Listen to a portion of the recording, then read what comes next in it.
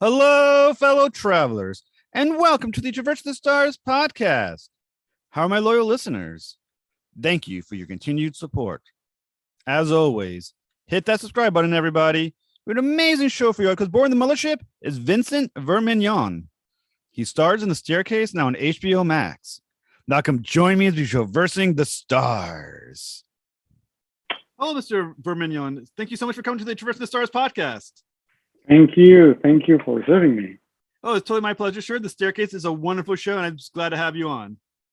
Thank you. So I always start off with a question of inspiration. So what inspired you to become an actor, and who were your earliest influences? Well, the things like I've always wanted to be an actor, since I was like maybe 10 or 9. But the things like I grew up on a small island in the Caribbean, so it wasn't very common, for a young guy to say, oh yeah, I would like to be an actor. So my parents didn't really appreciate the fact that I wanted to do that. So I pursued a corporate career until I was 28, and then I decided, to go full time. And I've been working since, so I'm very lucky for that.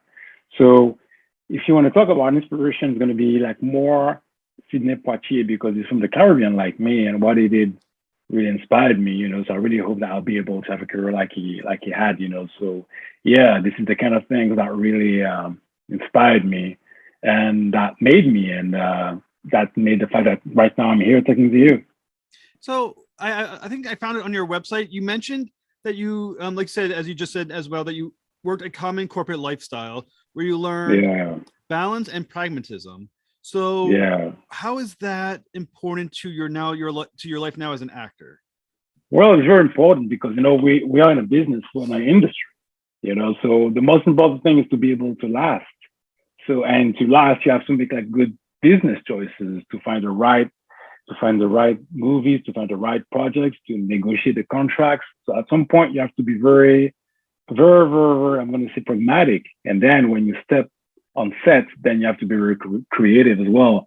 But in terms of like managing a career, you have to be pragmatic. It's a business, and I'm a product on the market, unfortunately. So yeah. Well, once again, that's a pragmatic way of looking at things. How helpful is that business background, looking at yourself as a product when it comes to? I'm sure there's contracts, negotiations, things of that nature. Does that put you in a better position to know things that perhaps another actor who doesn't have that background wouldn't realize are in those contracts? Yeah, I think so. I think it's, I can read a contract. I know what is it about negotiation, and what is it about, sort of vision as well.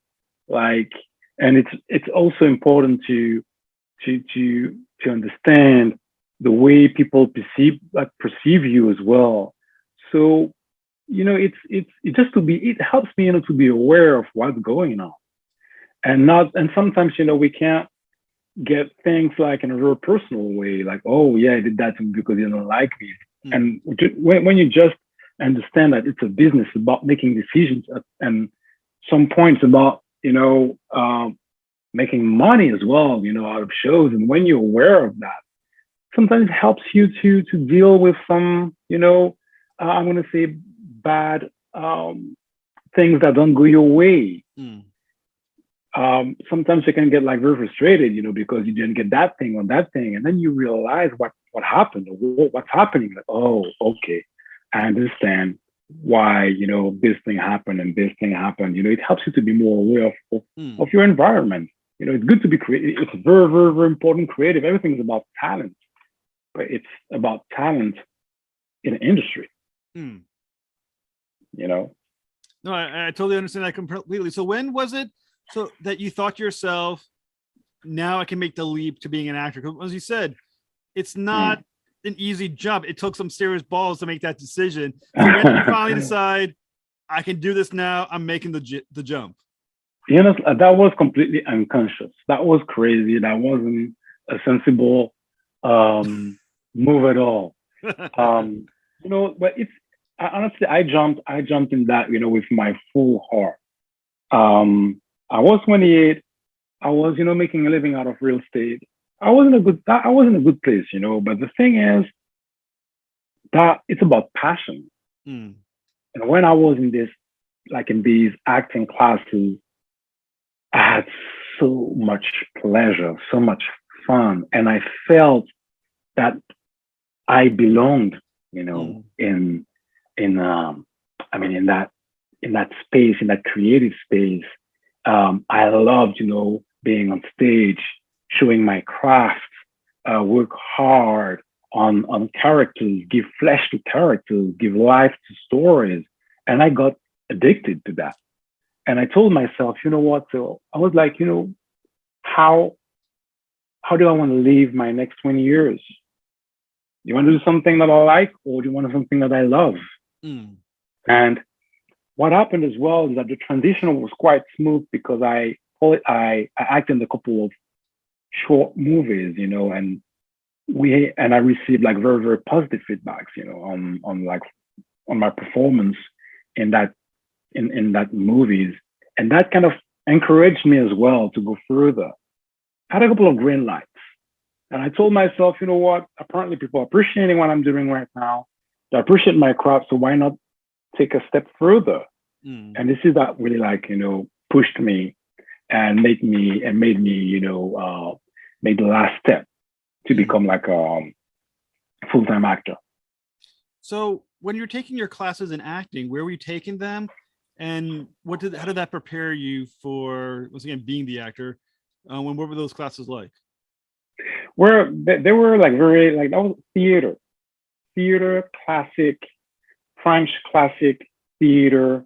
Sometimes it was very boring, but but it helped, the technique. Right.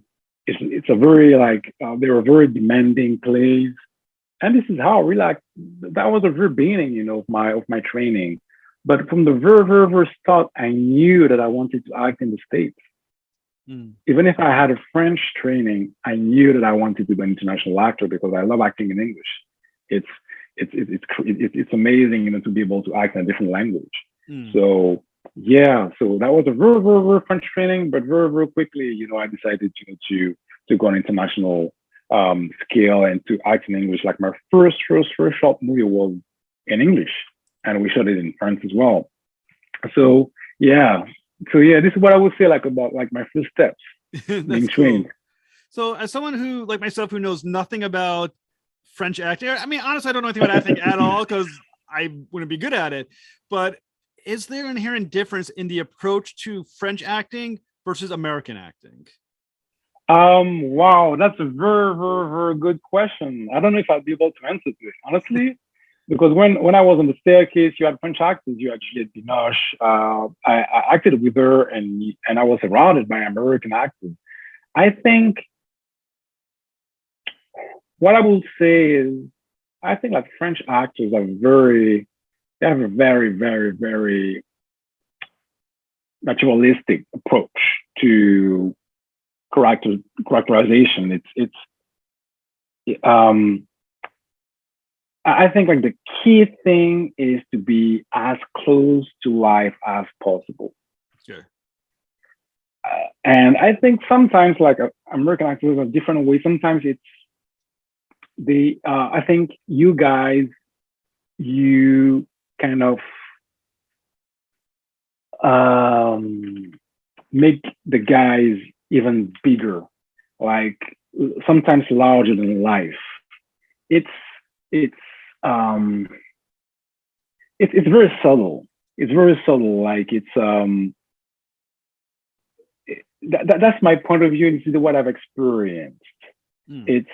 It's about wow, that's such a good question. It's about how okay, I'm gonna play a character. It has to be like very believable, but there will be something more, something a bit bigger than what I've experienced, with French actors. Mm. And on top of that, I think you guys as well allow yourself some to be, I think, freer. For example, like you can sometimes you think about like a word, or you can stutter a bit, because in real life, everybody stutters sometimes, like I don't know, or things like that. And it's very rare to see French actors stuttering because yeah, sometimes they have a very classical training, and they're gonna think, but they're not gonna allow themselves to be like, well, I'm like, yeah, sure, you know. And when I was on the staircase and I saw, all the different like international actors, and I saw some American actors doing that, I'm like, oh yeah, that's great. That's great. And I should allow myself to do that more, So that was, I think it's two different approaches, but I think both of them are just fantastic. So yeah.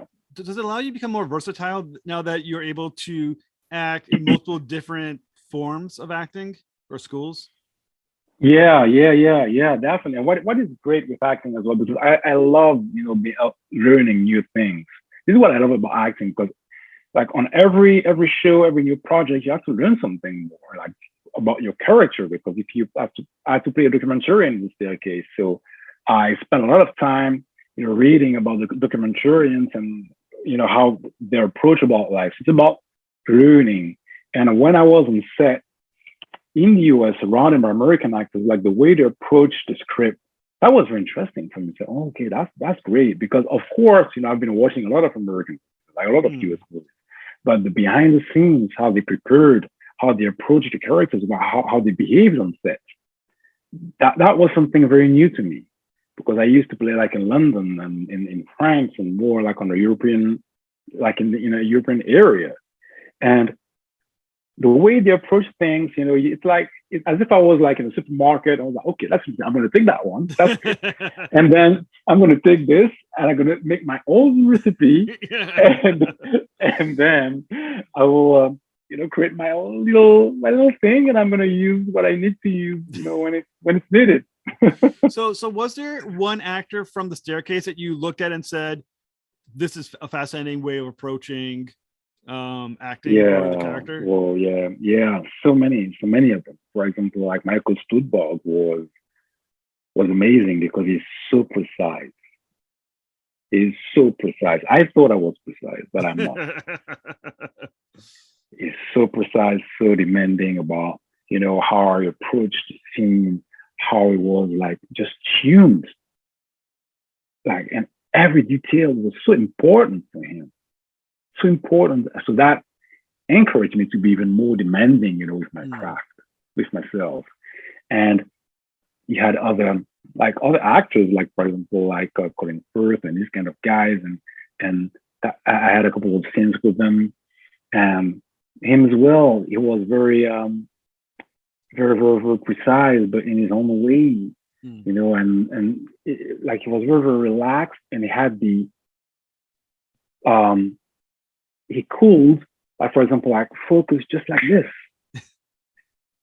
He was talking to you like about like maybe like a cheap chat, talking about things, and then when it's action, it was so precise, so spot on. I'm like, wow, that's interesting. That's interesting how the fact that he's relaxed helps as well, when when the camera is on. So yeah, I think these two guys were really impressed me. Yeah, for sure. So how did you first get involved with the staircase? When did you first hear about it? And what did they tell you about your character of Jean-Xavier, who is the character that you play? Well, I got approached because I had an agent in the UK, and they were casting all over the world, and they were looking for a guy with like a real Parisian accent. And I used to live in Paris for 10 years. So Antonio Campos used to live in Paris as well. I think he spent a couple of years there. So he knew what it was, what is like a real Parisian accent. They wanted that. So he wanted to cast a French guy. So I got cast through my UK agent. And then when I knew that it was like HBO, when I knew that it was about the staircase, I said, oh my God, I have to get this part. I have to get this part 100%. And then I started learning new things about Jean-Xavier. So I made some research. And Antonio knows the guy. So he put us into contact, and we spent hours talking, me and like the actual Jean-Xavier. And he gave me so much material on what happened and how he felt about all this case. And that was like for me priceless material for me to work on my character. So because he's a real guy, there's a real Jean-Xavier who was involved in the real in the real case, as it were, as a documentarian. When you're approaching acting as a real person, are you thinking of impersonation? Or are you thinking about your own version of you as that character? What is your approach? I think it's about balance. Um, I think it's about. I think that it's very important to trust um, the instinct that you have after your first like reading of the script. You have an instinct. You have a kind of you know what you want to do, Hmm. but you have to take into account the fact that you're part of an entire show, and the showrunner has a vision, and the director has a vision, and you have to respect that vision because you serve the story. Hmm. So that was very important for me to have a chat with the showrunners and to tell them, okay, guys, how far would you like me to be from the actual character, and how do you see the guy? And then they gave me their vision. They asked me my vision, so I had one, and we had a kind of compromise, like a mix between like of all this information. And then with that vision, with all the information I had, I I called Jean-Xavier and we started talking, and then I picked again what I could use and what I could not use in that very show. But I think that the most important thing for me when you approach a real person is to know, um, like in that case, the most important thing for me, like to play Jean-Xavier, was to know how he felt Mm. and how he experienced the entire case, because it lasted for like many, many years. And he did like 52 return trips between North Carolina and Paris. So the case had a massive impact on his personal life, on his professional life. And I wanted to know how to experience that. Mm. And he told me, and that was like for me, fantastic material for me to have like the engine going on, like doing on all the scenes, and to be very, to have real thoughts on everything. So we've had on the show Maggie Cohn, and also like the director. We haven't on the show yet, but he's awesome, Antonio Campos. So when working with them, how do you both draw out the best from each other, you and the director? Well, I think it's really like it's a partnership, and I think it's about trust as well. Like when Antonio decided, like, chose me to play Jean-Xavier, like he decided to trust me. He trusts me. I at the very beginning asked him a couple of questions. He said, "Well, Vincent, I trust you." So that's the first thing, and then I decided to trust him. And when there's a kind of like when you have this kind of trust relationship, then you're in a safe space to ask questions, sometimes to disagree, but as you trust the person that you're working with, it's perfect for partnership. It's perfect for sharing. It's perfect for discussing the scene and trying to reach like another level, or to be even more subtle, or to explore a new possibility, like on every scene. And I think that I really felt that Antonio trusted me like at the very beginning, and that put me like in a very safe place. And Antonio is amazing because Antonio is like he's directing you by asking you questions. So it's brilliant because you find answers. So I found the answer. So it's me. So I found it. Yeah. Right. But it's because he asked the right questions. So when you're talking about like trusting a director, what is it about that director that makes you trust him? And have there been directors that you didn't feel like you could trust, without giving names of those, obviously, to get you into trouble? Sure. Yeah, I think it's once again it's about instinct. I trust people who are there for the same reason as I am, which means like Antonio was there to make the best fiction ever, the best drama ever. It was wired for that. That was his plan. It was there for that. And every day, his objective was to make the most out of every scene. So we had a common objective. It wasn't about, I'm going to say, fame or being like, I don't know, to tell people what to do or to feel important. No, it was about, so what can we do now to make the scene even better? And when you have this kind of behavior, you're in a very safe place, and then you trust the person. It happened to me like to be in some projects where it wasn't about the movie. It was on a personal level. Hmm. It was, there were other things at stake, and that can pollute, the atmosphere. And then you know that it's not about, the relationship is not like 100% about what we're doing right now. It's about something else. Hmm. So, and then can create a kind of distrust, because when you are filmed by a person like this, you're like, well, you don't feel like he's 100% on the project, but something else is happening, or maybe he's trying to solve something else, but not the movie right now and the scene we're in right now. And yeah, so this is what I felt with Antonio, and that made me feel very, very, very comfortable. But not only Antonio, I think everybody on the set.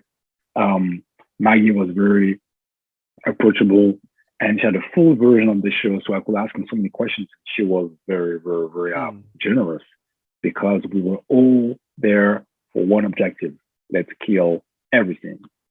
I mean, the show was so successful. HBO Max it did big numbers from my understanding. The cast was amazing. Were you surprised with just how successful The Staircase was on HBO Max? Yeah, I was surprised. Yeah, I was surprised. That's a very short question. That's a very short answer, but I was really, I was as surprised as you were. I was as surprised as you were, but yeah, and I don't know what else to say. I was very surprised. Yeah. So how do you handle? I mean, suddenly you're in this show that once again was massively important in this country. There's social media. I see a lot of postings about it. How did you get yourself mentally prepared to now deal with that tidal wave of success from the show? Well, it's about well, it's more about what you want.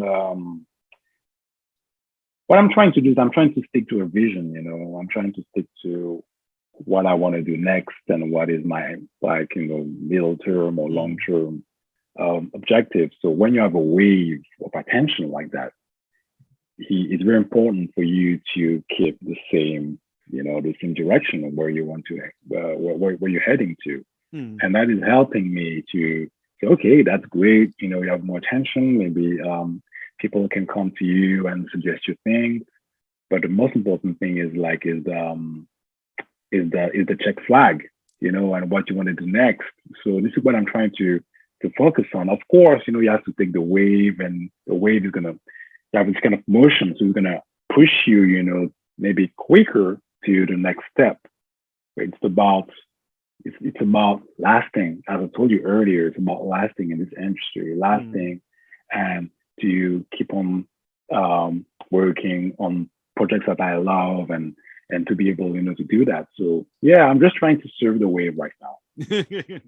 So with this case, obviously the Staircase, everyone knows it's a murder trial of Michael Peterson, and everyone has an opinion on whether or not he did it or not. As Jean-Xavier on the show, in the show, where did you fall? Did you decide that he's guilty? Did you decide he's not guilty? Did you decide to stay neutral? Where did you end up falling? And did it matter at all from your performance and whether or not you believed he was guilty or not? So are you asking the question to me or to Jean-Xavier? You. Me, okay. I'm going to be fully honest. Fully honest. When I arrived in Atlanta to shoot, I had an idea. I made my mind. 6 months after, so confused. that so confused. Every day on set, we had massive conversations with the other actors, and every day there was a new story. Every day there was a new detail. Every day there was a new thing. And honestly, I think like the best way for me to say it is that I really, really, really don't know. Mm. One day I pick a side, I pick a theory, and a day after something pops up. Right. And you're like, okay, well, I thought maybe not. So yeah, every day that was crazy. When we were shooting, every day there was something else. I'm like, oh my God, this is just, is that serious? Because like the owl theory, I was very subject about it. And when we were shooting in Atlanta, a woman got attacked when she was jogging in the park, in Piedmont Park in Atlanta, and there was blood everywhere. And I'm like, so this can happen. Mm. Owls can attack people. And it's as if every time I made my mind, something else came, and like, no, change your mind, Vincent. This is not going to be that. Now, this part, you don't have to answer directly, but you can be kind of vague on this one if you don't mind. When you spent a lot talking to the real Jean-Xavier, did he have an idea of what he thought, if Michael was guilty or not? You don't have to say what he thought, but did he express an opinion what he thought was guilty or innocent, or did he keep that neutral when talking to you? No, he didn't express anything like that. So what was very clear for him is that the first trial was not fair. Okay. It wasn't fair. The first trial wasn't fair. And that was very important for him. That was a very like crushing moment for him because he saw like the justice system failing because it wasn't fair. It's not about if Michael Peterson did it or didn't do it. It's just like the justice system didn't work. Hmm. And he's a man who has very, very strong values and he believes in justice.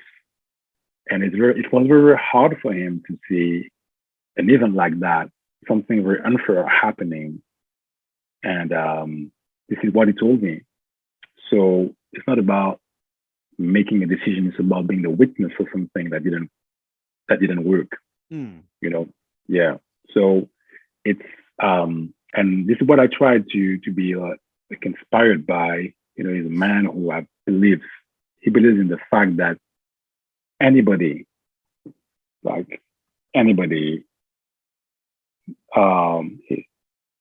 is supposed to have a fair trial. Everyone here is supposed to have a fair trial. If you don't have a fair trial, this is very, very wrong. And he felt very, very offended by that because during the first trial, nobody tried to know or to discover or to research what really happened to Kathleen. It was about, you had two stories, two sides, and everybody was trying to tell the best story. But nobody never like sat and said, okay, what actually happened? And normally this is what justice is about, you know. So I think that was really crushing for him. So the series is out right now on HBO Max. It's 6 episodes if memory serves. 6 episodes. What's next for you? So I've just finished shooting a movie in Greece with Cynthia Erivo. It's called Drift. It's about African refugees arriving in Greece. So it's an unbelievable project, and I'm very proud to be part of that project. So, and I have other things coming up.